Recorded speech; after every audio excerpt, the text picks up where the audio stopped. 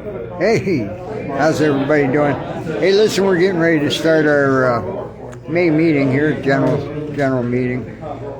Gold Prospectors Association of America, Phoenix chapter, and we are at 804 East Purdue in Phoenix, Arizona. Is where we're holding our meetings here. It's VFW Post 9400. Easy to find. Just plug it in there.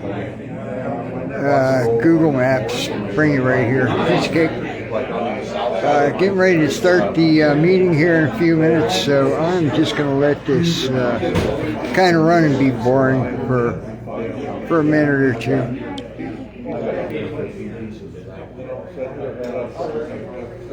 And then we'll get down to it.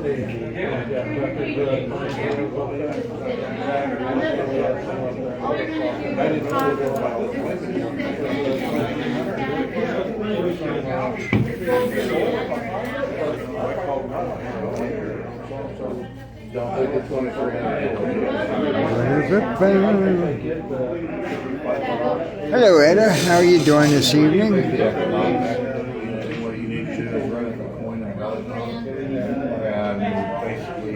Yeah, we're getting ready to get going here. We have a special guest speaker tonight, Kevin Hoagland. So,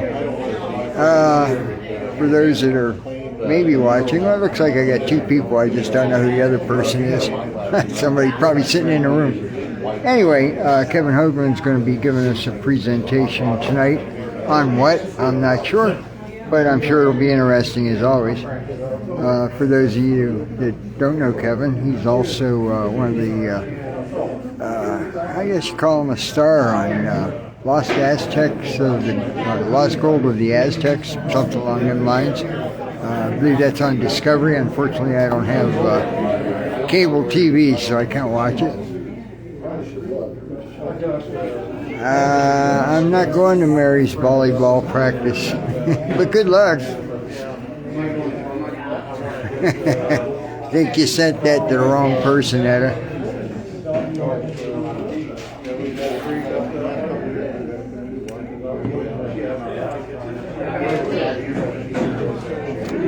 All right, I see Thomas, so we'll see if he's getting ready.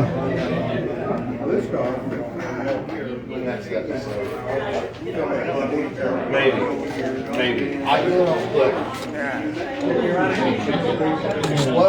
Yeah, we have a pretty good crowd tonight, but I don't think you guys are taking my $100. But we'll see. We ain't started yet, so we shall see.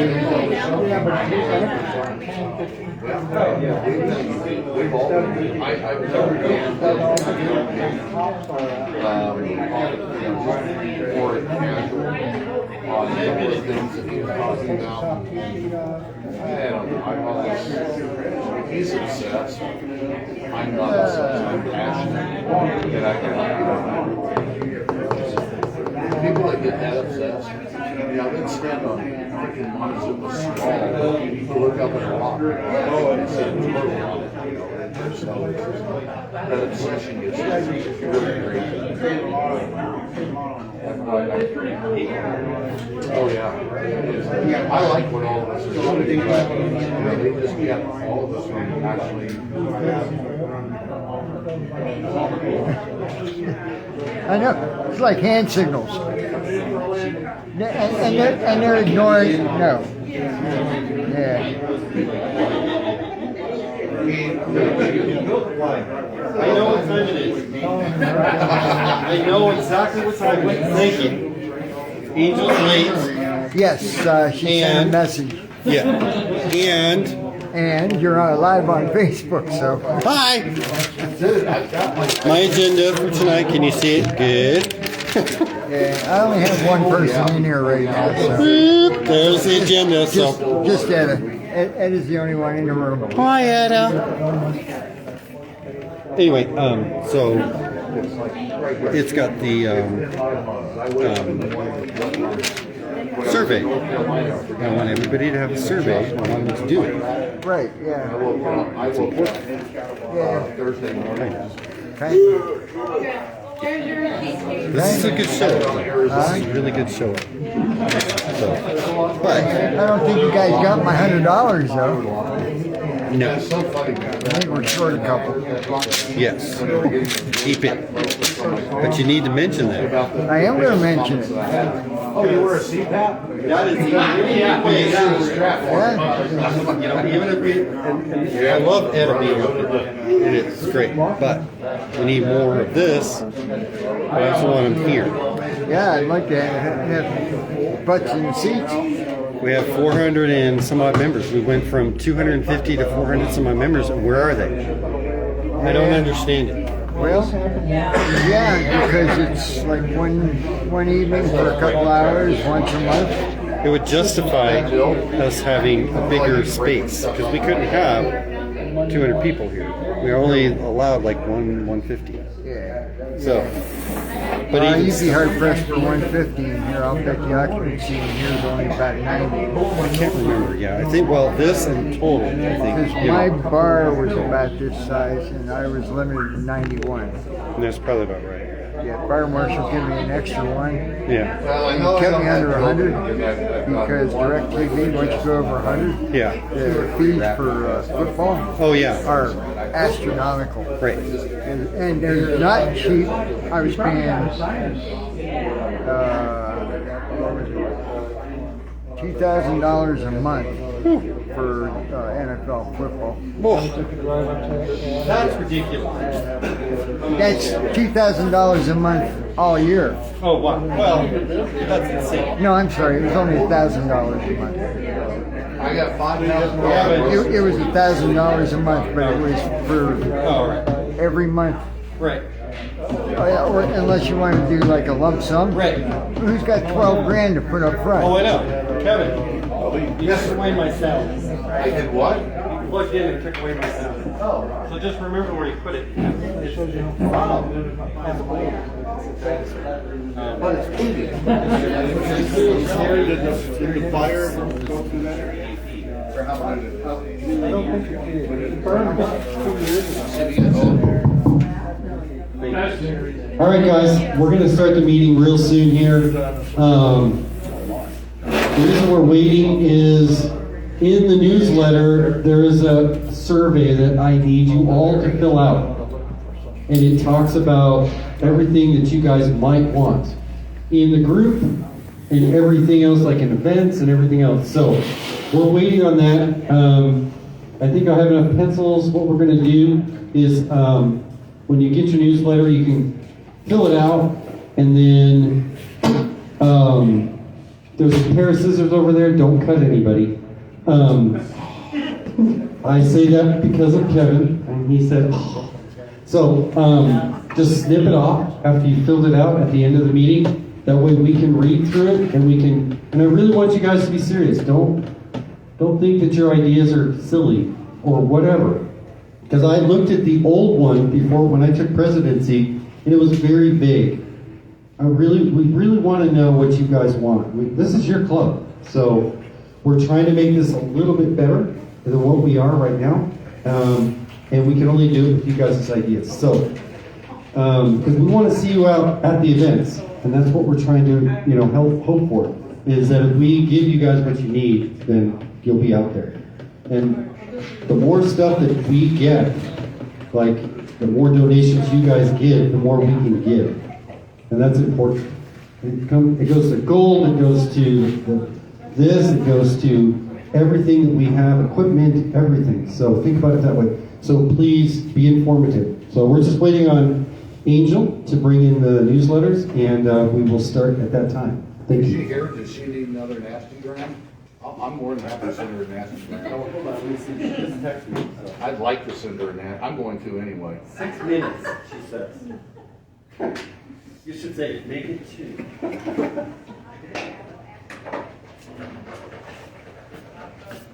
So keep talking, guys. Please mill around. We'll get there. I'm gonna get something back really nasty for that one. I keep it. Yeah, that she's gonna walk in and get me. Probably. Most likely. I deserve it. What do you think? I'm sitting all the way over here. I'm in the wrong spot. I need to hide back in the corner. There's a high chair. Yeah, they got a. Whose tickets are those, Kevin? Well, you gotta rip them in half.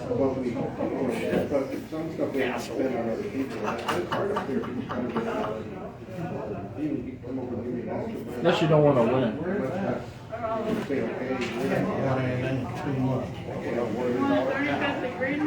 Well, I'm just reminding you. The 101. Well, even ATX, we had to have I don't know if it's That's me, Mr. Official. Let's see, Jason. We're waiting for Angel and Nate to get here because Thomas has a survey in the newsletter. By the way, if you go look at the newsletter, I haven't posted it online yet. Anyway, I will see about getting that posted up, have Angel do it. She's got the original, so we'll get that. But there's a survey in there. You could just probably fill it out, take a snapshot of it, and then send it to one of the board members. Send it to Thomas. It's his survey. Send it to Thomas.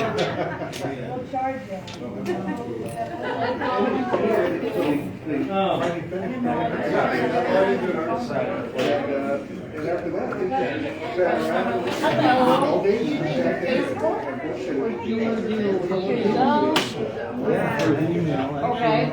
You wanna put your name and. Is it just on there? I got one.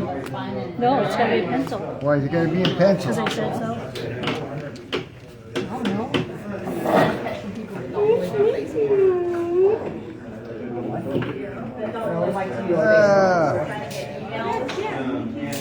So now I can go out. I've got to test the monster. Yep. Yeah. Yeah, finds a good spot. Watch you don't fall off the table. Yeah, because I know some people don't really like With the stand.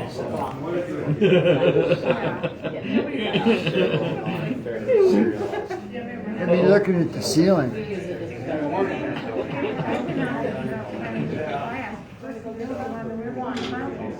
This is only a test. Yeah. Well, I was going to pause this, but there really is no pause button on it. It's either recording or it is, well, broadcasting, I guess is a better term. But it's either broadcasting or it's done. And then you got to start all over again. So did you get your little bag from Gino? I did, and a coin, little gold Canadian coin, and I lost it. I don't know what I did with it. I only went from my desk to the trash can and back to my desk. So I don't know what I did with it.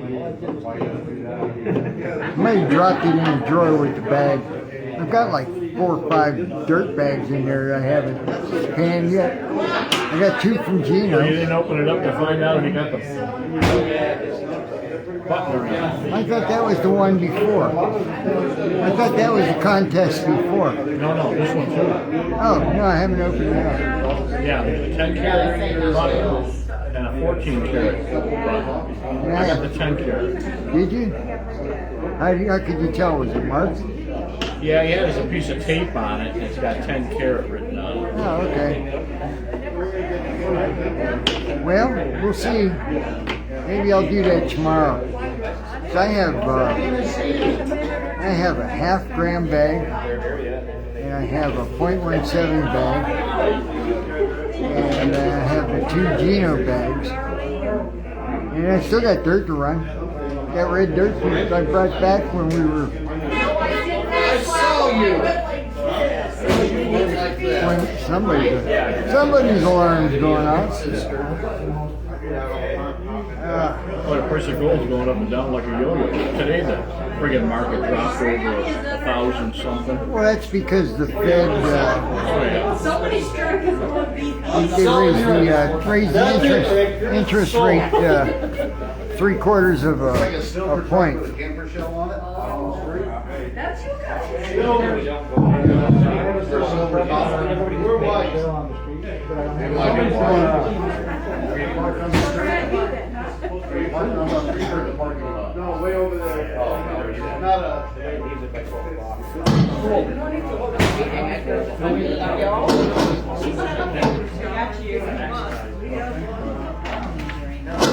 I should get your email.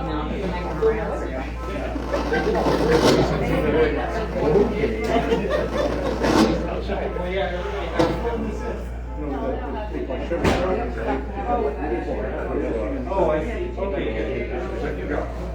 Low come and tight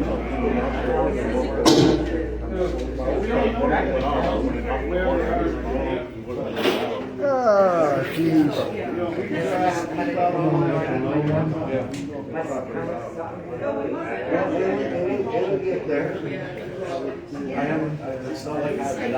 Sorry about the hold up here. Angel and Nate have arrived, so hopefully we shall be getting started here in a few minutes. Hello, William.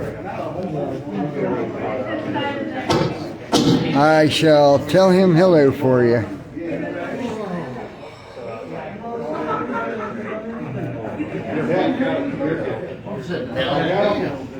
Oh, you're at Mary's volleyball game. I'm just just trying to scroll through these. It's weird on here.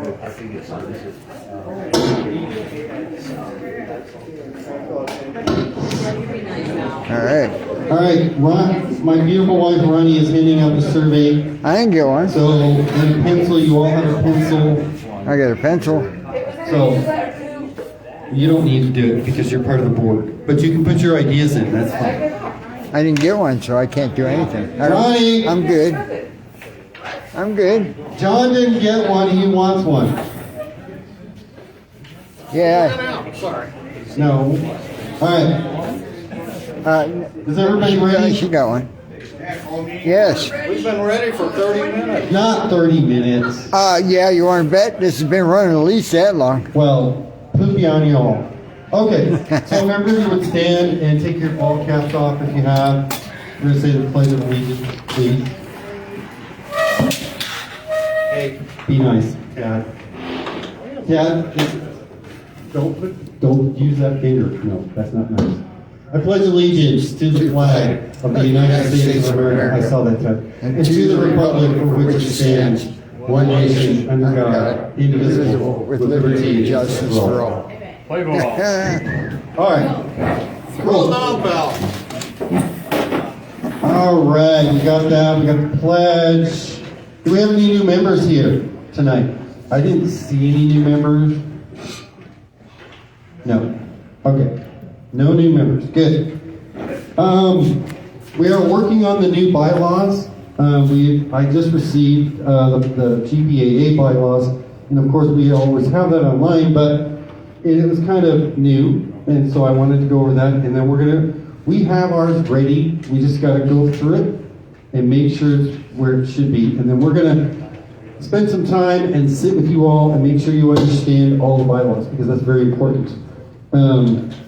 So that'll be coming up, I think, by next month. So the board is going to be busy.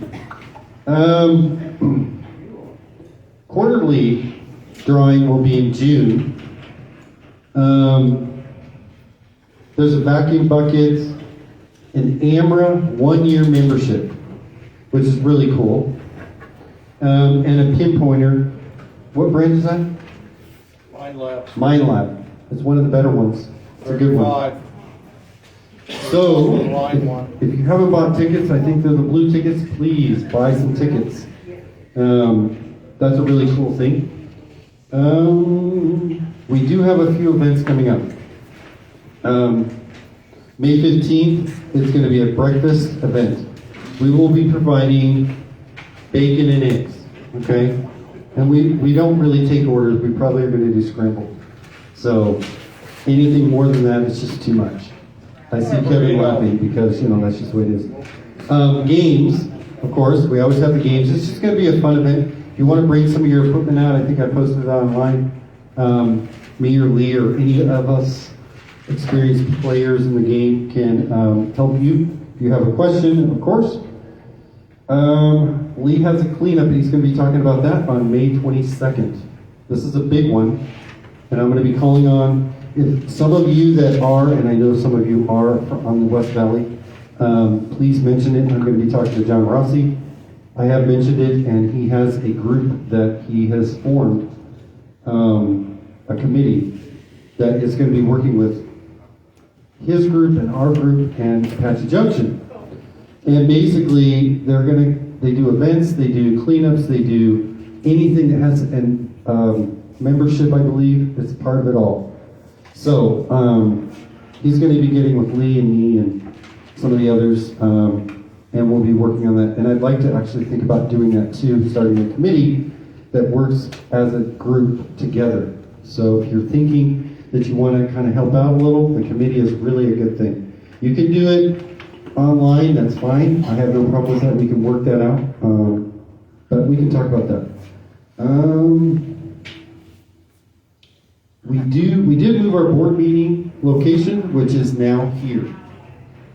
The last one, it kind of conflicted with the business, and I didn't want that. And I think that we had to change the date, and that wasn't going to work for some of the board members. So we have to keep it on Thursday, which now we're here. So we're paying an extra $50 a month, but it's worth it because we have this beautiful space and we're protected. And I really like that. And then Dad's going to talk to you about it.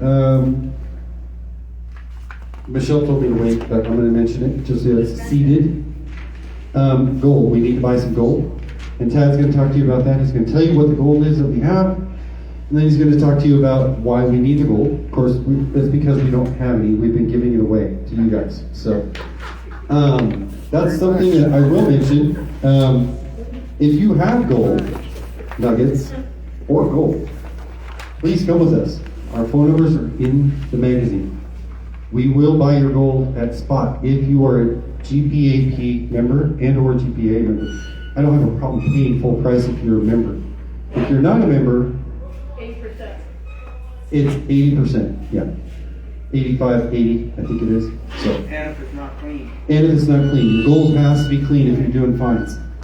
If it's nuggets, if you've been out there nuggeting and that's another story. We can clean that. I can use vinegar on it. It's not a problem. But if you have nuggets that you've won from us and you want to sell some, bring them in. Let us know. Or call us and then bring them into the next meeting. Or if you need it right away, we will get with you. Lee and I or whoever, Tad, will get with you and meet with you. We don't have a problem. So I think that's all I'm doing. I'm kind of speeding this through because we do have a guest tonight, Mr. Kevin Hoagland with the GPAA, but here is Tad. He's going to run over the gold and talk to you about the purchase of gold. Okay. Basically, we'll have one nugget left after tonight, give or take. And then we have 21 of the 0.17 grams of gold, 26 bags of the 30 gram, 1 gram, 3.0, 20 of the 0.50, no 1 grammers left anymore. Yay. But Lee does have some gold bags he will be giving away for showing up at the cleanup. Yeah. So they have 11 of them, so come on out and try to get it back. Except for the cripple back there. Hey. I don't want you hurt. I know what it's like. It's no fun. You got that right. Anyway, so we want to get buy about $2,000 worth of gold. So we'll have fines and nuggets again. So I need to get approval for that. Calling for a vote. One second. Full vote. Aye. Alright, Nays. alright. All right, we're good. Now, wait a minute. I saw Fran's hand up on nay. Okay, good. It was just Well, I delayed. put my hand up too. Nice. I know, I saw that. Anyway, so that's about it on that. We do have some, the points from the GPA started out at 25,6509, and now we're at 309,914. So that's pretty good from the gold show. A lot of new people showing on this thing. New membership. So we sold pretty good on that, getting people in. I think it was all Kevin, though. We should give him a round of applause for actually getting them back again. We needed that. We're working on it. There's much more coming. No, there is. I know. All right. So who do we want to talk to now, real quickly? John. There he is. Okay. Whoever's on Facebook, hello. I was So gonna, if nobody ever knows, John is streaming live. Every month that we do the meetings, we stream. So if you can't make it, which we want you here, of course, you can't win gold and all that fun stuff. But if you can't make it, then this is the next best thing. Here you go, John. thank you. Yep. All right, well, I'll tell you what, I don't have a whole lot because he stole all my thunder from the board meeting. We did discuss the goal, and the board actually approved up to $2,000. So now that we've already spent the $2,000, I thank you for your approval. That way we can keep giving away some really cool stuff. Everything. We haven't sold it yet. Yeah, well, everybody in here wants the same thing, find gold. So there was something else I was going to mention, and I forgot and didn't write it down. But the board meetings. Come out to the board meetings. They're open to the public. So come in here. We toss around, because the board meetings are totally different than these. Here we explain to you what we did during the board meeting. But if you want to come out and give input, best time to do it. So that's all I got. Cool. All right. Ready, Michelle? It's got to be condensed. Okay. They're so good to me, Kevin. You got $12. Hello, everybody. I'm just going to go over the treasurer's report for April. Our previous checking account was $8,958.78. Our savings was $1,862.19. We now have 3 treasure cash boxes. Thomas found one under his bed. Yeah. From Woody. So we're back to $350 on that. From Woody. So total assets Come look under my. in April was $11,170.97. Last month at our general meeting, we sold $410 in tickets, $140 in gold bag, which gave us a total of $550. Our payouts, we paid out $100 to the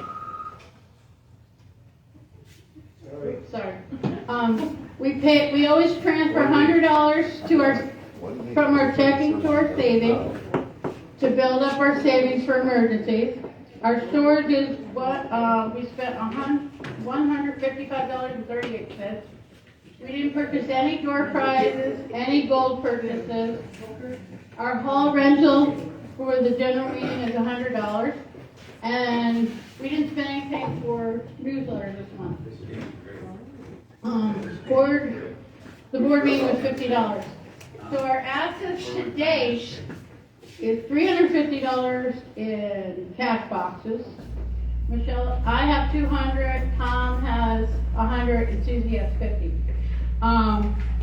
Checking account is $8,601.60, and savings is $1,962.20, which comes to a grand total of $10,813.79. Now you might say, how come it went down so much? Well, it took me a week to figure it out, but last month's deposit didn't get deposited, which will bring us back up to over $11,000. I just wanted to make that clear. I wanted to make it clear because if somebody with numbers realizes we went down and we didn't spend a lot, there's my explanation for it. I have an explanation. Any questions? Anybody? Don't be shy. Come on, Brado, ask a question. Go ahead, explain yourself. Okay.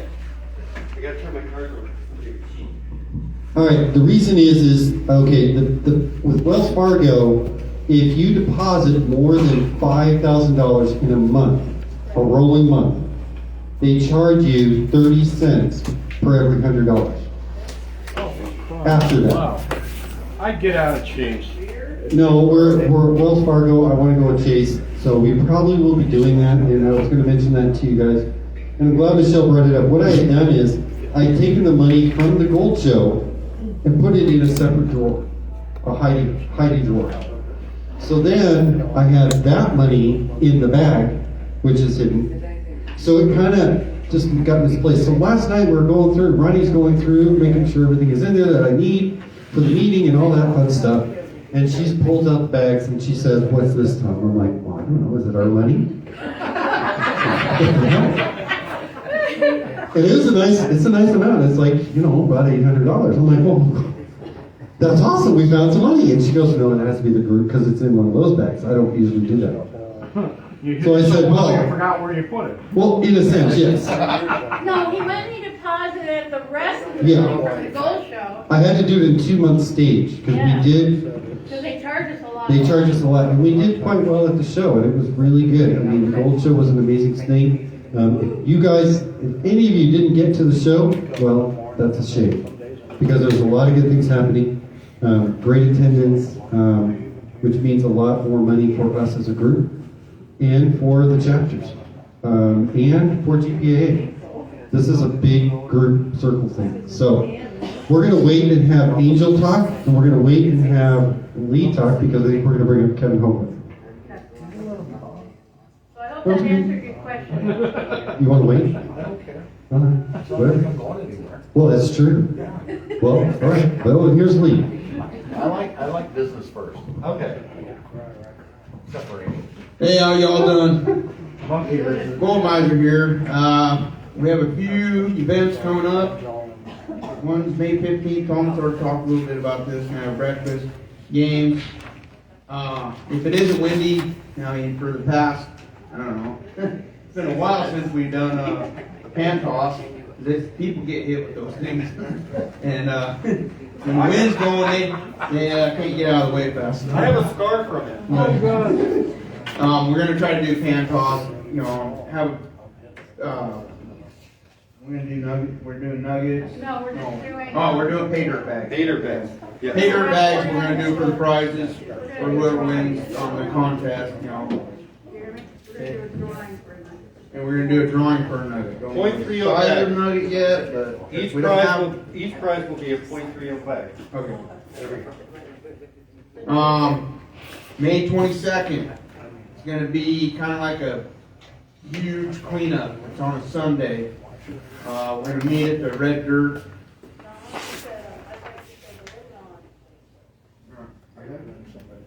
I don't know. It's close. Connie, what did I say? Did I say windmill or? No, I said Red Dirt. Well, Yeah. the red dirt's easier for the people. Red Dirt's having easier to their- meet up at, Yeah. 8 o'clock.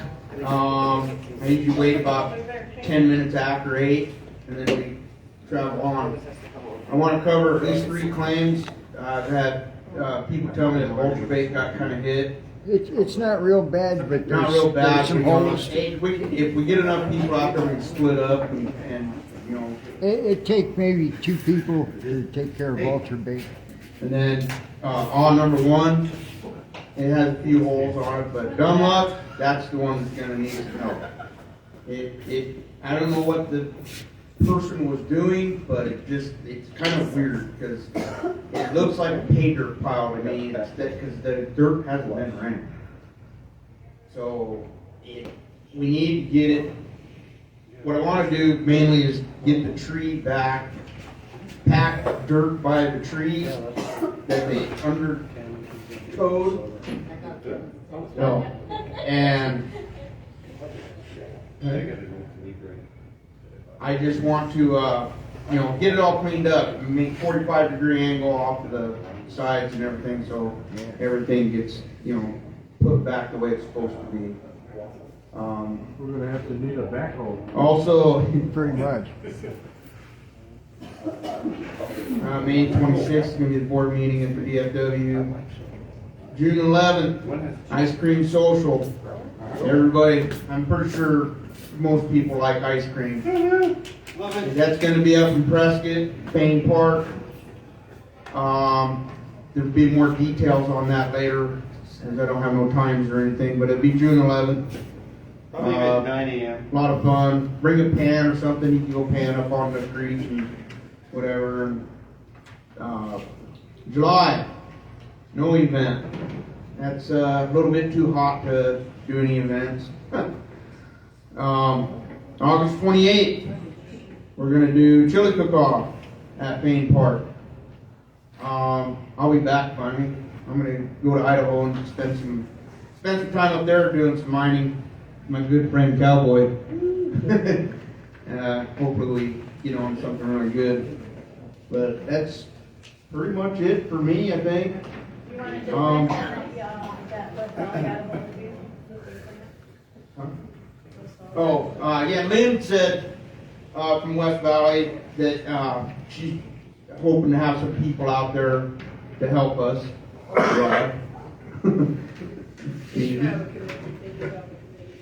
Yeah, so if you can pass the word along or something, let them know that we're on the 22nd, doing cleanup. We're gonna try to hit 3 different spots. We can check some other places we're out there too, we can go to Yahoo and Kings and, just check them all out just to make sure it's all done. But, right, that's about any questions? About the events or anything? No. Right. That should be all in the newsletter too. Yes, sir.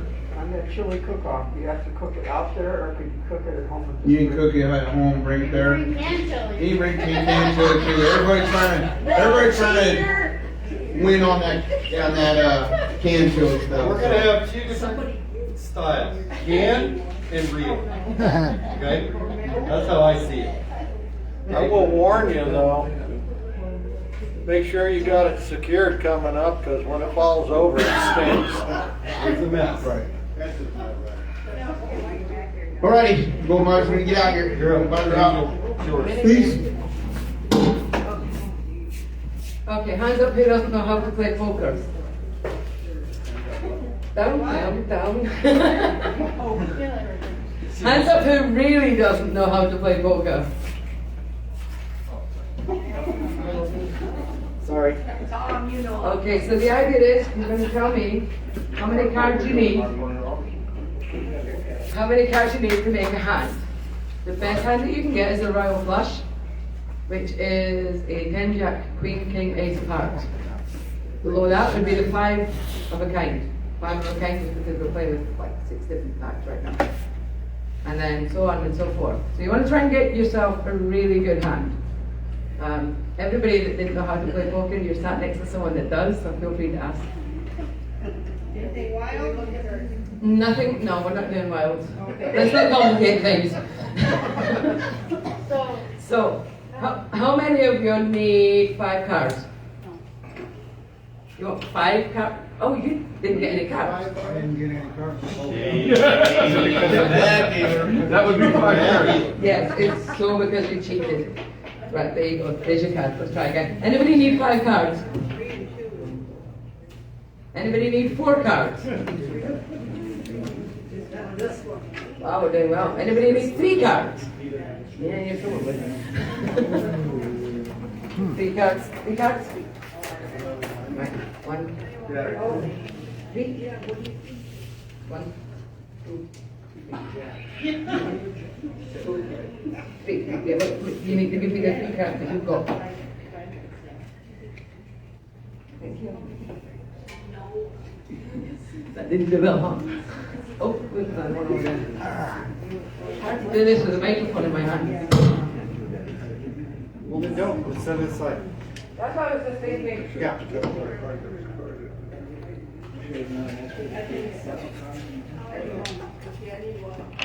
Anybody else need 3 cards? 3.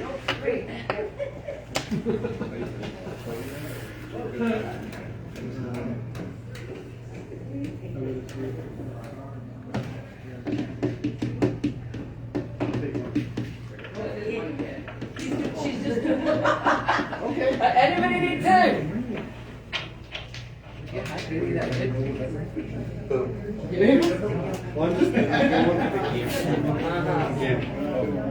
Angel. She didn't even look over here. Angel. Oh, wait, I can use that. Oh, wow, that's cool. Go fish. Yeah, right. I need to go fish. Angel. I did that in Vegas once. Playing poker. Yeah. I took down a card said I'm going to poker. He was like, you know, that's not how this And I just watched the movie yesterday of, what's his name? The Gambler. Oh, yeah. Anybody else need 2? You need 2 cards too. Did I get everyone? I need one. Okay, how many of you need 1s? 1. Ted, you need 2 or what? 2. We need 1. Okay, We need I'll get 2 over here. 2. He needs 2. Yeah. I'll get yours in a second. All right, cool. This is normally a lot more organized, I promise. You're fine. Everything's fine. Looks organized to me. John, you're not gambling? I am. I already got my cards. Oh, okay. Oh, well. But it almost happened. I'm not that good. I'm gonna throw a curveball. I'm throwing a curveball. This hand almost happened. Oh well.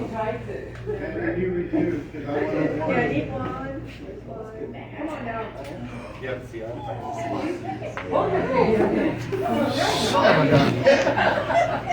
poker face? You've never played cards before.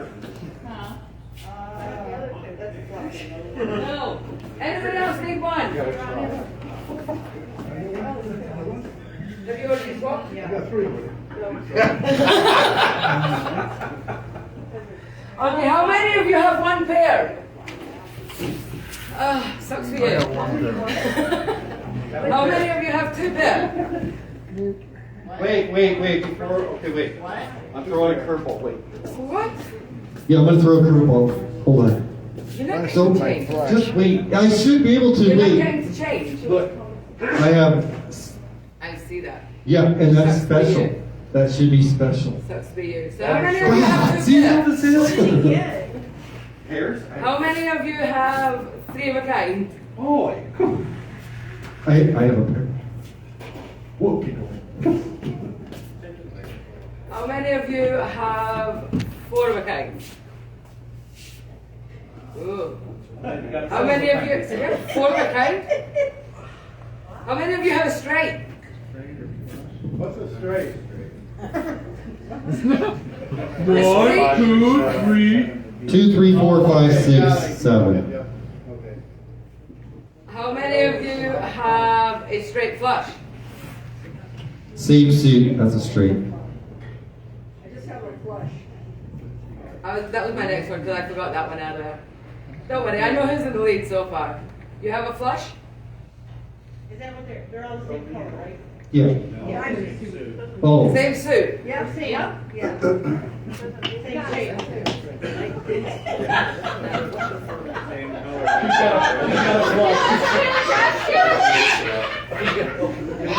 Oh, damn. You're done. You're done. 4 of a kind. How many of you have a royal flush? Royal flush? Royal flush is ace, king, queen, jack, 10. In the same suit. And how many of you have 5 of a kind? Wow. I got 5 of them. No, They're all. So why am I done? that's not the same. So who's got, There's 4 okay. of a kind out there that beats the straight. That's true. Four of a kind beats a straight. 4 of a kind beats the what? Full house. Full house is, The boat. the boat beats 4 of a kind. I think. No, it doesn't. No, it doesn't. You're right. No, you're right. My brain. top, My brain. Sorry. royal flush is the top. Yeah. Top. Royal flush, 5 of a kind. All right, If you're playing in Vegas, you get 5 of a kind, somebody's gonna get shot. So he's gonna be 4 of a kind. This is gonna be a bad day for anybody. Yeah. Very bad day. Yeah. Derringers will come out. Right, so we do have a 4 of a kind, so that means that we do have a winner. Ah, gold miser. I want a recount on So that. gold miser wins the game. There you go. All right. Gold I'm miser glad gets you the won, gold but bar. that's the best freaking hand I've had in a long time. Jesse? Yeah, we need Jesse to pick up all the cards. Hand the nice young lady your cards. Here she comes.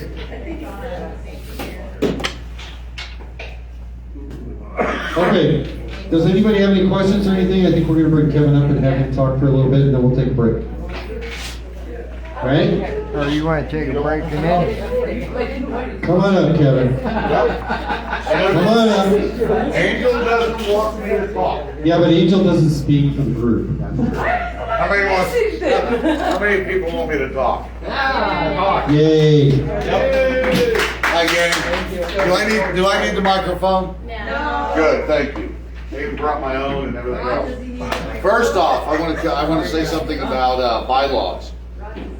Everybody quiet. I understand that you're rewriting the bylaws, which is great because our bylaws are meant to be a guideline.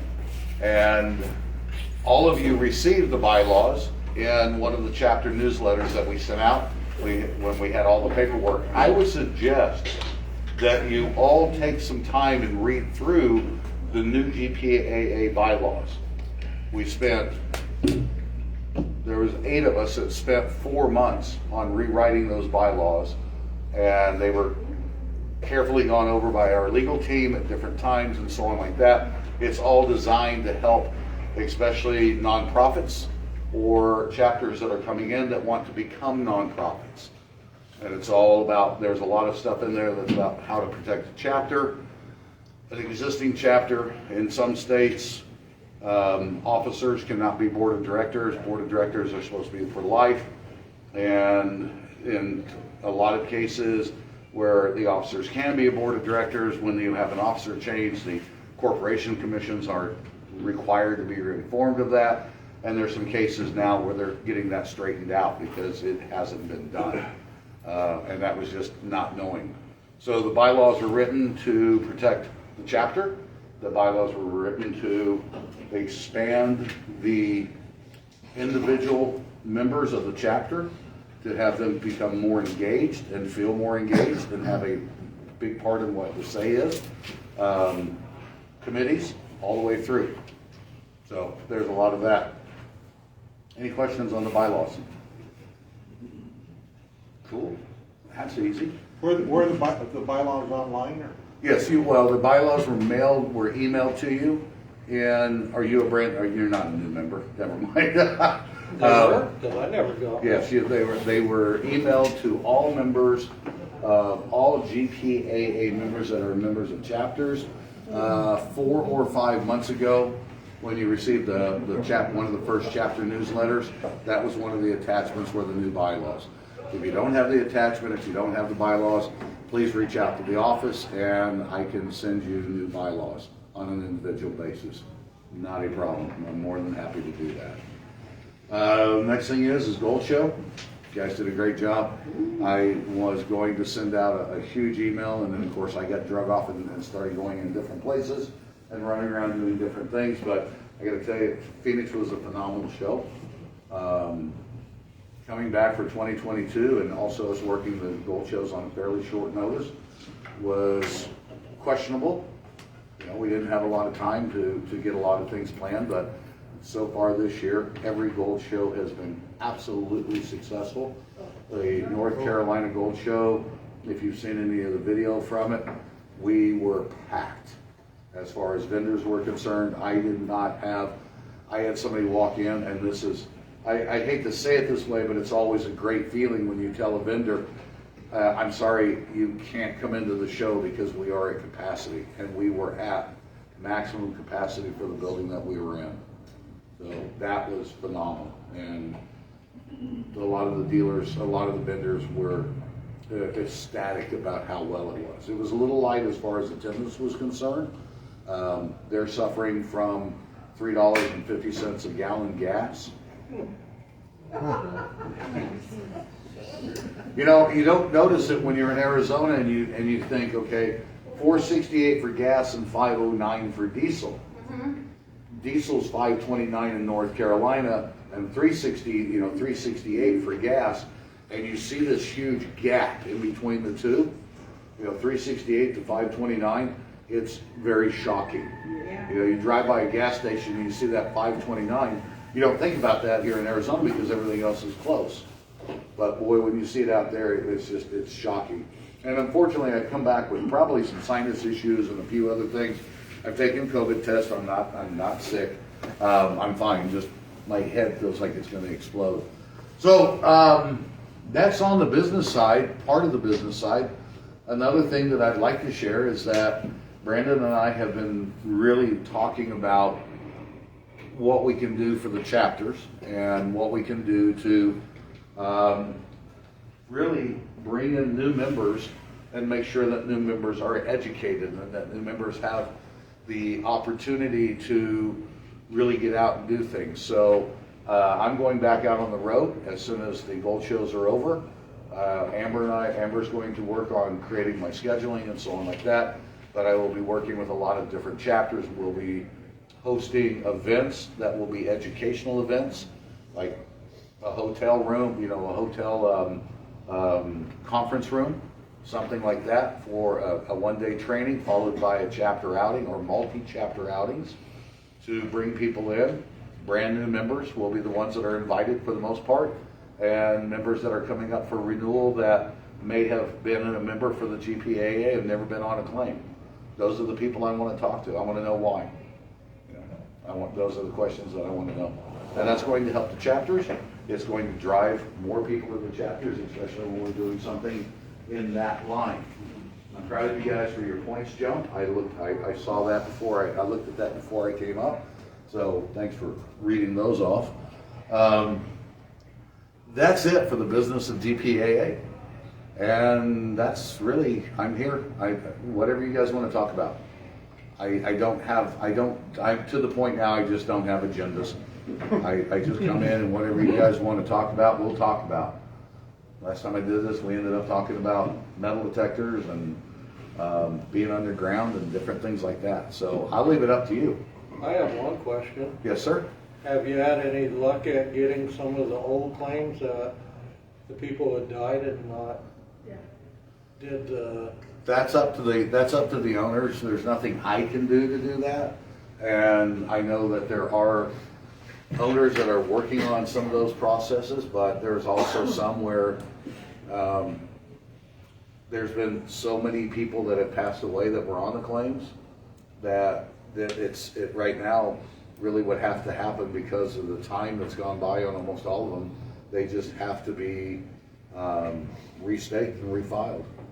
You know, there comes a point where there's a point where you can do some amendments. There's a point where the BLM will work with you, and then there just comes that point where it's an abandoned claim, and it's just done. So. If you guys have questions about anything prospecting or finding gold, he's the guy to talk to. This guy's been doing it for over 40 years. 50. He worked with Massey. This guy knows everything. You're old. I am old. I'm feeling old. Was that Nate? Really? Was that Nate? That's Was that Nathan you? back there. Okay. Yeah. Yes, sir. This isn't mining related, but it is gold show related. The only complaint I heard from the people at the gold show was there's no food vendors. Exactly, and that will never happen again. That was bad. We were furious. No drinks or nothing. Yeah, we were furious that that happened, and there was a little, I'm going to call it a scam, bottom line, because I didn't know about it till late Saturday, but because they didn't have any food vendors, and they tried, the fairgrounds really did try, but with NASCAR and everything else going on, it was hard to get it. They just couldn't get a food vendor. The ticket that said no reentry was a reentry ticket, but I didn't find out about that till like 3 o'clock Saturday afternoon. So if you had your ticket that said you couldn't come back in, you absolutely could have come back in at no charge. So I'm not happy about that, but yeah, that will never happen again. We almost ran into the same thing in Washington, and the fairgrounds, they told the guy to dust off basically what I understand is, the way I understand it, it was never said this way, but I think they kind of just gave this guy, you know what, you need to be there or else, that type of thing. And man, we had great food there, but that, that's Washington.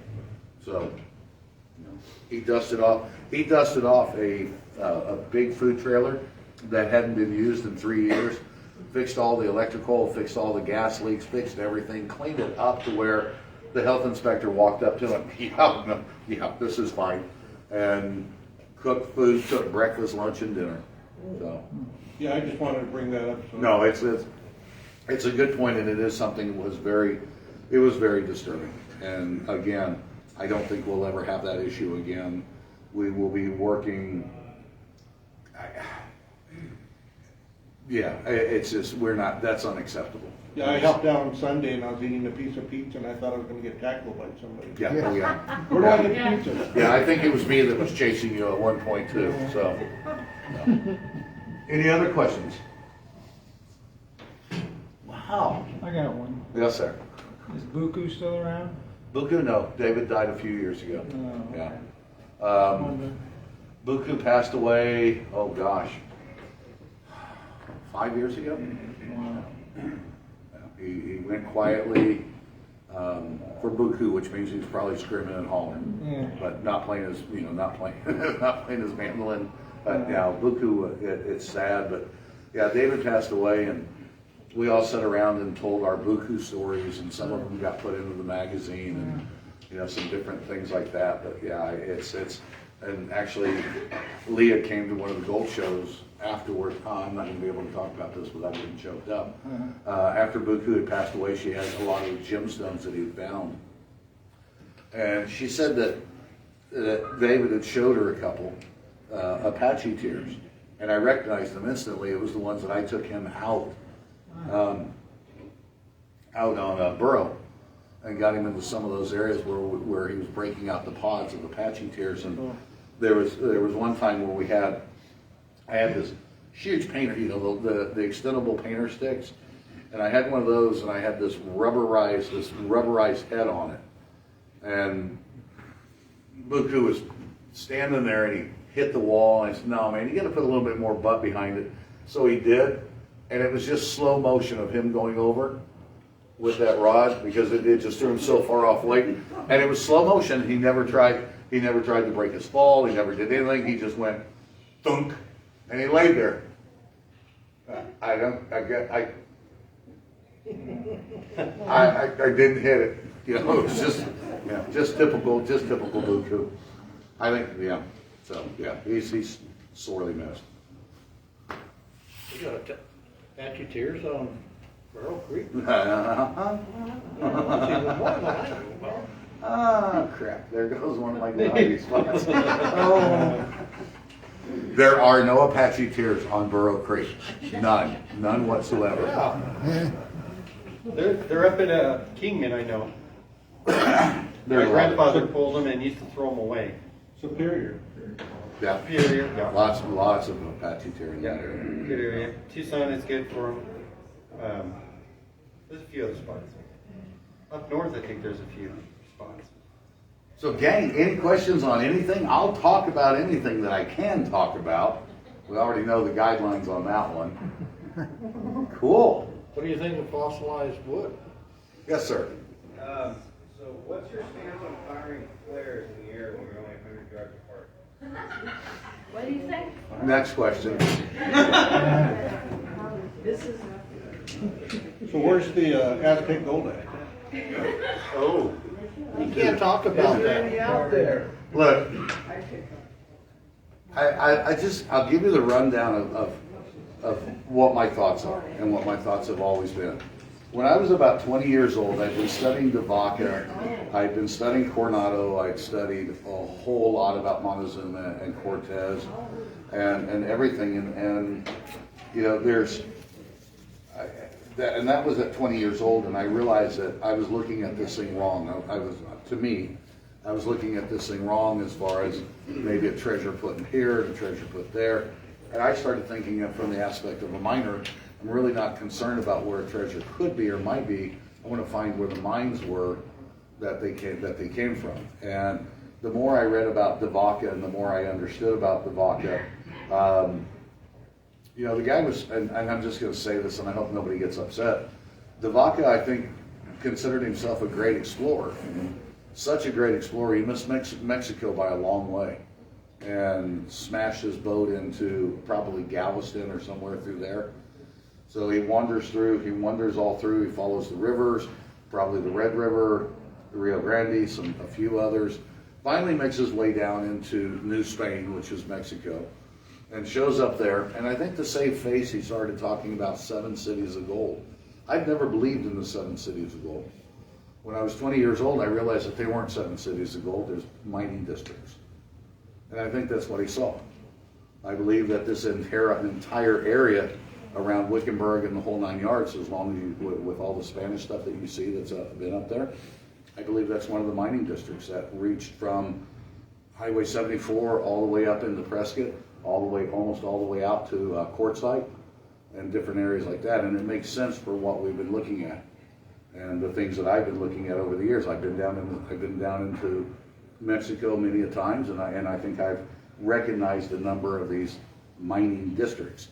A city doesn't disappear, and there's cities in Egypt and places like that have been there for thousands of years. The cities just don't disappear.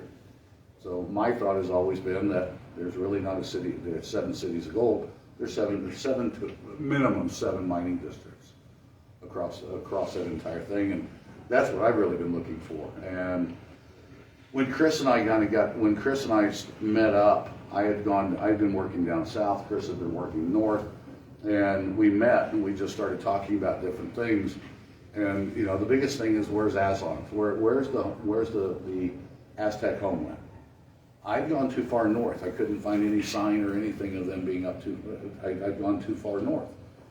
Chris and I worked on some, really I'm going to say Chris mainly because he was in the area. He really worked on some things. He found some incredible things. Some of it I can talk about, some of it I can't, because they haven't really showed it on we've gone past that on the show, but I think that there's still bits and pieces that they'll pick up and put in. But he had a hard time convincing me of an area that he felt he just showed me something, and we looked at it, we walked it for hours, and we ended up walking it for days, and it was basically something that said, go that way, but couldn't figure it out, and then started putting math to it. And we sat down and we started putting math to it, and it led us to where we are. And it's amazing, the property that we're on. Turns out it was private property. We didn't know what we were going to face, but we worked with the owner. We have full access, but going into those mines, I can show you hand-dug mines that were dug with stones. Remember, the Aztec had no steel. They had no steel, they had no iron, they had nothing. They had sticks and stones, and that's what they had. They realized that gold was malleable, and they could hammer it together. They figured out how to get it out of the ground. I've read things in some of the, I guess you would call them the journals from Spain, where they'd come across these areas, and one of the ways that they were working material back then is that as they started learning about what was going on, they would dig a huge pit, they'd fill it with coke because they figured out that coke burned really well and did these other things. And then they would throw all the ore on it, throw trees on it, and whatever they had to do, light it. And then when the ore started to crack, you know, they would take their slaves, because they were an empire and they enslaved everybody they came across, and then they would basically throw water on it, huge amounts of water, in this pit, and that would explode the ore. So if you had 100 people standing around the pit that were there with the water, there's probably 50, 60, 70 of them that were killed instantly, just from the explosion. So just the explosion and the shards and everything else like that, it's just, you know, probably I call it the world's first grenade. So those are things, and I think I found one of those pits while I was down in Mexico, but unfortunately I couldn't really explore it at that particular point in time, and right now it's not a spot where I would even venture to go at all. I mean, it's an amazing trip, and it's being underground and being able to see where you can see areas where you absolutely know, no matter what, these things were built by hand. And then you can see where it was picked up, because the Spanish were very opportunistic, and they followed, you know, they looked for where the Aztec had been as they came up north. So all of these different things, and then modern mining came along. So I'm saying anything, you know, hand dugs, and then steel, and then modern mining, meaning the 1840s, well, actually in that area, the 1860s, all the way up to today.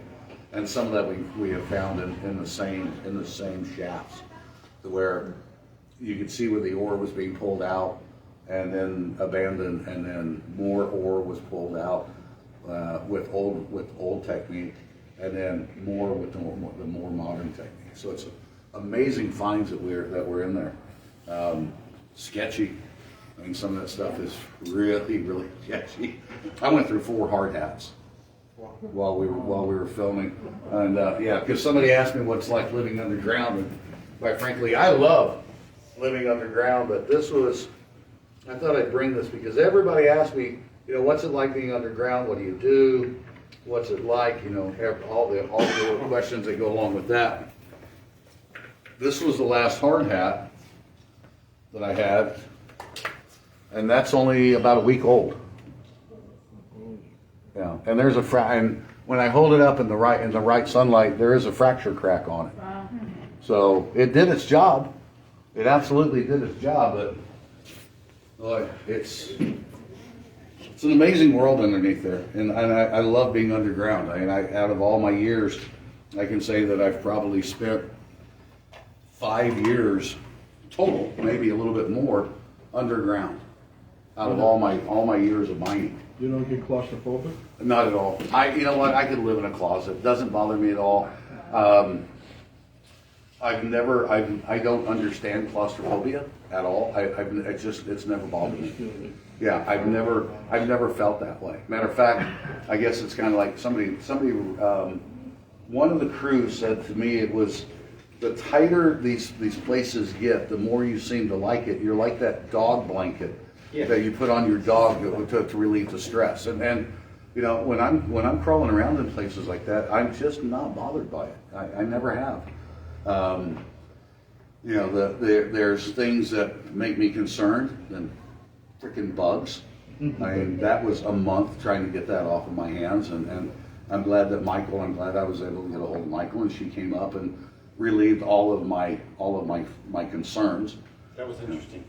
Yeah, it really was, and I'd never seen Coach Neal. Never even had heard of Coach Neal. Had no idea what it was, and to find out that it was the most sought after, one of the most sought after treasures, really, to have that was a huge find. Especially now, I still don't know why it was up on a ledge.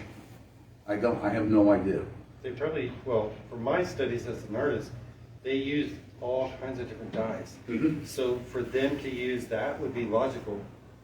I've got calculations. I have an old book that actually shows calculations on how to make paint, like oil paint and such, from way back in the day. Yep.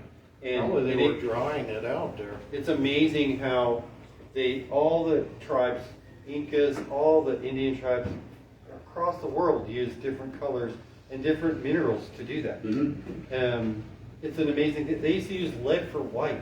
Yeah. Oh yeah. Yeah. It's a very interesting. So I'm sorry. Yeah, no worries. It's, well, and when the Spanish actually found the cochineal from the Aztec, that became a huge commodity, and that was something that you can track that the Spanish took the cochineal to way to the east. I mean, we're talking about as the Spanish made their way all around the world, they were taking cochineal, and it became something that was so highly prized. It had a huge value to it. So,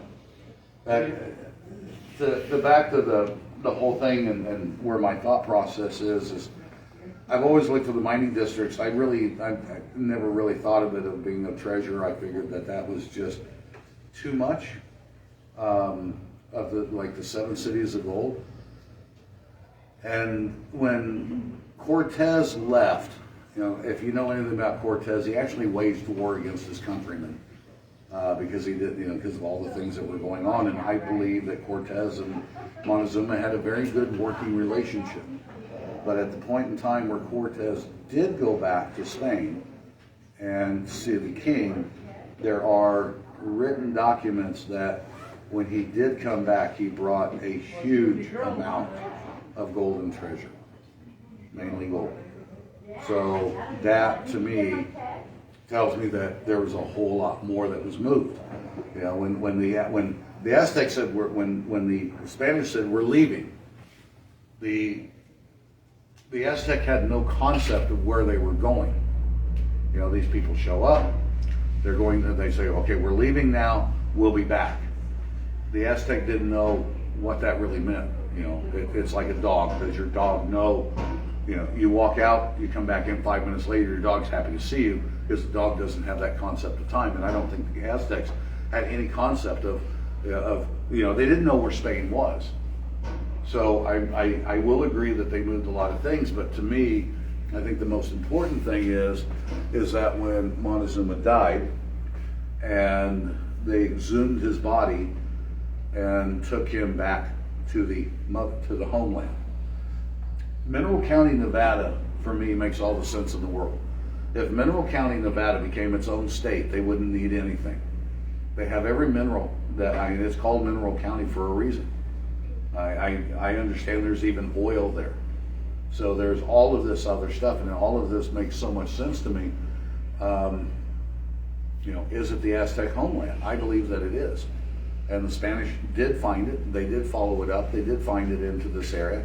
And Chris is the one that solidified that for me. Chris is a cartographer, was a cryptographer and a cartographer in the military. One of the highest levels that there ever was. And from that, he's learned how to really decipher petroglyphs and become very, very smart and knowing by looking at all sorts of different native tribal petroglyphs and being able to put things together. But the one thing that Chris did that solidified my thoughts for that area is he said, you've got to look at this petroglyph. He took me out, and it's not far from where we are. There's a petroglyph of a man running out of a cave on fire, wearing a hat. The Spanish were absolutely there, because the only depictions of petroglyphs of the Spanish at any time were hats, because the Aztec didn't wear hats. They had headgear that they wore, but this was a hat on a man coming out of a mine or coming out of a shaft or out of a tunnel on fire, which that right there drove a lot of things home to me. I'm still looking for the mines, but I'm not going to discount the fact that we are in a mountain range right now that has God knows how many miles of tunnels. I mean, if you've seen the episodes, if you've watched even I think it was the first episode or second one where we had Chris come in with Rover. Rover has ground penetrating radar 360 degrees. So it's looking down, it's looking up, it's looking off to the sides. And thank God it has all the air meters on it and LiDAR and the whole 9 yards. But the tunnel that we were in at that particular time, there's another tunnel 10 feet over. We see it. It's there. It's a massive tunnel. We don't know how to get there. It doesn't go to the surface. It ends when you're looking at it. When you're looking at the way it's done, here's the surface. Here's our tunnel coming in. This one ends here, and we have no idea where it goes. And then there's another one 10 feet below us. We can't find, and that one doesn't come out either. We've got a labyrinth. I mean, this is an amazing find. So it's just go through, do this, do that. I am concerned about Spanish death traps because the Spanish were amazing at doing death traps. And they did it the really smart way. They'd go all the way back into the mine site, or in the mine shaft, and they'd set a trap. And then they'd come out a little bit and they'd set another trap. Then they'd set another trap, and then they'd set another trap. Because what's the first thing happens when somebody goes in a mine site, or in a mine? You go all the way to the very back, you want to see what they were doing. Boom, you're dead, you get buried right there. So the next guy comes in, boom, he gets buried. And after a while, I'm sure if they set him all the way out, somebody at the very end is going to be, his feet are going to be hanging out of the adit of the mine. And he's going to be buried under rock. So I expect, I hope, we've had some amazing things that we've seen. And I can assure you this ain't Oak Island. That's the biggest question I'm asked. I can assure you that this is not Oak Island. It's been an amazing time, and if we get to come back for season 2, that's great. If we don't, well, you know what? Chris and I will still be working on it. I'm glad that we can share it with everybody. I'm having a blast. I love history. I love working for history because history. We don't have. There was somebody that posted something on my Facebook page about, and he did something with history. He said something about writers. We don't have writers.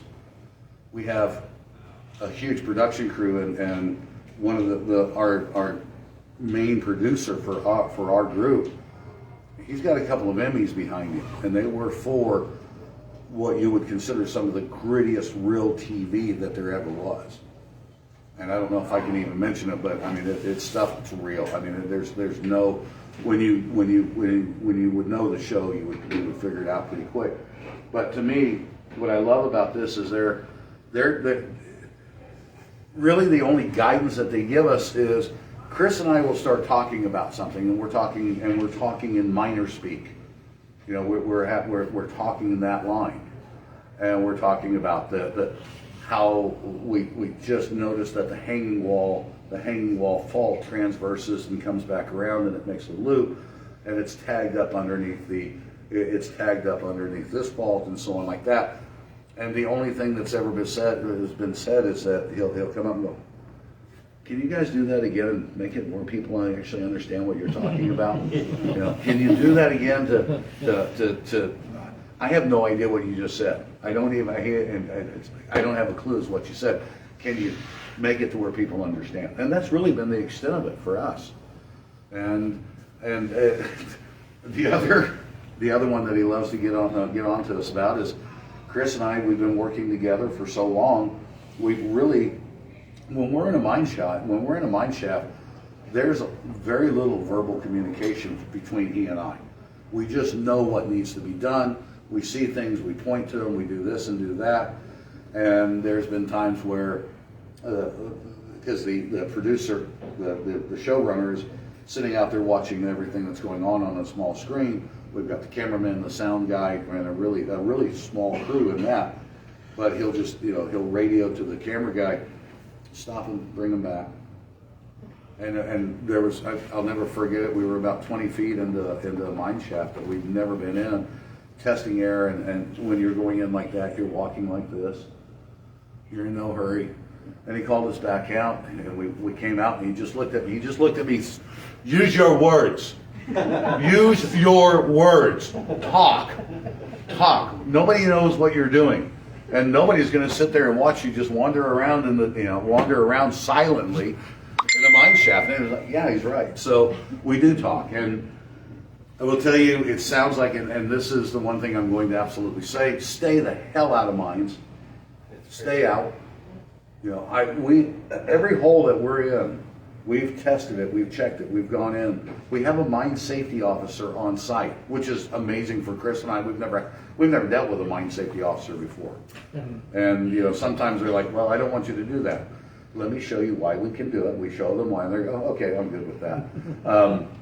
But you know, when we're in the mine shaft, when we're in any of those mines, we don't talk very loud. And I'm shocked. I love the fact that when you're hearing on TV that we're having like these normal conversations, our sound guy is just an amazing person, because we're literally talking like this in between each other. We're not talking loud. We're just having a conversation. And we're talking about these things. And it comes out really good in post-production. So that's pretty cool. Look, and I am going to say this about mine shafts. I go in them because I've been in them for years and years and years. I have a whole lot of precautions that I take. I do not go into a mine shaft without some sort of gas metering. And I will tell you, I had a good friend die in a mine shaft. He could actually, you know, it was just a bad deal. He died because of gas. And if you see, I've always got that red box on my chest, or we've checked an area and I put that red box on Chris, because those meters that we wear, they measure parts per billion. And I really don't care if it goes off. I really don't care what it is.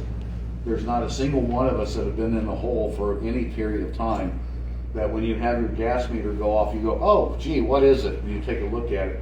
When it goes off, you leave, because they're all calibrated in different ways. It's, you know, H2S. I worked in the oil and gas industry. And when you're drilling and you have hydrogen sulfide come up, that's what was probably one of the biggest killers for what they call the mud guys, the mudmen, the people that did the work underneath, right at the drill stem. And they were pulling samples and doing different things like that. You'd have a pocket of hydrogen sulfide come up, and in its purest form, the moment you smell that rotten egg smell, you're dead. You are dead. There's no, it's not the stuff that you mixed up in chemistry when you were in school and threw into the hallway of the high school a couple of times and just ruined, you know, just drove everybody out of the school. When it comes up at that level, you're going to die. So, you know, the parts per billion that our meters sense on that, and hydrogen sulfide can come out of the ground anywhere. And Nevada is known for a lot of geothermal activity, and within that geothermal, there is a huge opportunity for hydrogen sulfide. You know, you go to some of those the hot springs that are there, you smell that sulfur, you smell that high sulfur rate. If it's not mixed in the water and it's still in there, and it has the opportunity to just collect those, become hydrogen sulfide, it's deadly. It'll kill you. And then carbon monoxide, the slow killer. Carbon dioxide, the fast killer. Carbon monoxide will kill you slow. You get stupid. You get goofy. That's what what people kill themselves with inside the garage with the car running, and they listen to a couple of songs and go to sleep. Hydrogen dioxide, carbon dioxide on the other side, that's very fast death. And that comes from organics. And there's a lot of organics. There's a lot of things that you'll find in a mine shaft. And it could be as much as a pack rat. It could be a pack rat that's drugged a whole bunch of stuff in there, and over the time that rots and that dies. Carbon dioxide removes the oxygen. It takes the oxygen away. And if you stir up an area like that, if it's a big enough space and you have a big enough space like that, you just don't have oxygen. You don't have any air. It's all gone. And it's very dangerous. It's very, very dangerous. So please don't go into the mine shaft. That's, you know, we have a lot of fun. We're doing a lot of things. We're having an amazing time. But we've been doing it, both Chris and I, between the two of us. You know, when I say I've got 5 years of underground, that's like, you know, 3 months here, this month there, and all these other things that I've done. But I can say it's 5 to 7 years of truly just being underground. That's a lot of time over the last 50 years. And I was a little kid the first time I was underground. So I think that's it. I'm not going to bitch at you guys, and I'm not going to preach at you. I mean, you're going to do what you're going to do, but if you die of hydrogen sulfide, or if you die going into a mine because of a cave-in or because of a gas, I'm probably not going to come to your funeral. Probably not going to do it. Yeah, Nate? Yeah, I was going to ask, because me and Angel have been watching your show pretty religiously, I guess. Thank you. Where you and Chris are working, how close is that to like the Comstock mines and stuff that are up near Virginia? A long way away. Okay. Yeah. Mineral County is here. The Comstock is way the hell up here. Yeah. Way up here. Right. And the whole Comstock load and the, I tried to figure out where the Comstock trend was compared to where we were. Yeah. And it basically, I'm not going to say it goes away, but it's where it started to dip down. Now I'm going to say that because of tectonic action and so on like that some of the stuff that we're working couldn't have been a part of that Carlin trend. It could be a part of that Carlin trend because there was that huge shift that went like, well, actually it's more like this, that went like that at one time or another. But I'm not seeing the same type of mineralization where, from a geological standpoint, I'm not seeing the same type of mineralization that I see in the Carlin trend at all. Okay. Kind of adding on top of that, I'll let someone else speak after. All the mines that they had like out in Tonopah. Can you do me a favor? Speak up just a little bit. What about the mines that they had out in Tonopah? Tonopah, Goldfield, that whole area? Is that all kind of related to your zone? Or? It's all of that is related to that zone. All of that's related to the zone. Remember, it's a mining district, and it's a massive district. Okay. When you take in Arizona, let's just look at Arizona and the trade route, and of course you followed if you watch the episode, you see where I'm talking about the trade route, where I've followed on the western side of the Sierra Madre. I followed the trade routes up, and those are some places that I found things. I believe that they came in through Caborca, that area, the Golden Triangle, which was another mining district. That whole area around Caborca, going out to Tecate and all through that area, and then coming up, following the river, and then catching catching what's now the Colorado, and then following the Amagrosa and all of those up, the Amagrosa Valley, and all of those things through there. So those are littered with what I will consider a mining district. And remember, it was an empire, and think about how an empire worked. Look at the Roman.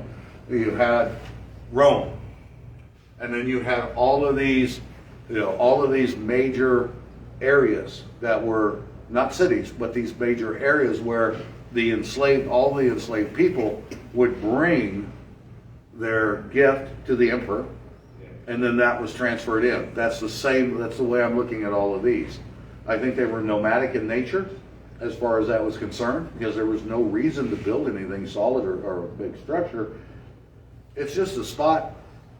It's the gas station. Bring everything to the gas station, or whatever you want to call it, and then we're going to take that down south.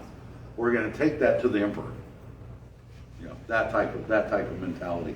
But yeah, I mean, there's that. So the whole area, Goldfield, Tonopah, all the way up through, and then getting into Mineral County, and the things that we see that are so familiar to what the Aztecs saw. And another thing is to me, one of the reasons that Mineral County makes so much sense is that I've been prospecting and I've been mining in Mexico. And the things that you see in Mineral County are almost identical what you would see down around Sinaloa and those areas down there. Now, the empire moved down. They were there for hundreds and hundreds of years. And then after Montezuma died and everything else, or as they were moving back up, as they were going down, they were looking for the same type of geological structures that they were used to. Remember, they didn't know anything about gold. Gold had no value to them other than ceremonial.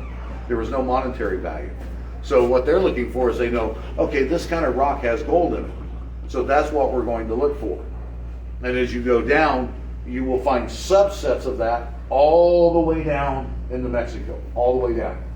And when they came back up, when the empire was basically dying off, and they were coming up and working these different areas, it was still pretty much the same type of material. So they were going back to what they originally knew. So during all of those years of that migration going south, and then as the empire grew, taking over these areas, to me, it just makes so much sense. And I've been in areas in Mineral County that if I closed my eyes and just forgot that I was in Nevada, I would tell you that I was in Sinaloa. I was down in Sinaloa, Mexico. So everything just makes sense to me. It all comes together. Pardon? Okay. That's it. I've just been told he's putting the hook around me and pulling me up. Hey, gang, thank you. I mean, I'll talk about it. I love talking about the GPA. I love talking about prospecting and everything else. Appreciate the questions about the show. I love sharing that because it is very, very exciting to me, and I hope everybody enjoys it. We are. You know, and yes, there are some things in there that are just strictly Hollywood because it has to be done that way. You know, they can't follow us in and put everything in that we do, and some of it gets caught up, and you know, it is what it is, but it's real. I've got cracks in my hard hat to prove that one. Yes, sir. You ever, when they had the LiDAR running, did you ever change the wavelength on it? All right, guys, we're just going to take a few minutes, and then we're going to go back into the drones, okay? All right, that's going to conclude our Facebook Live for this evening. Y'all didn't have enough new people here or existing members, so I'm going to keep my $100 this month. And what I'm going to do is I'm going to do the same thing next month, and I'm going to add $10 to it. So it'll be 110 next month. So I'll post something on that tomorrow or sometime. So anyway, y'all be good, stay out of trouble. God bless, and go get that gold. What do you think of my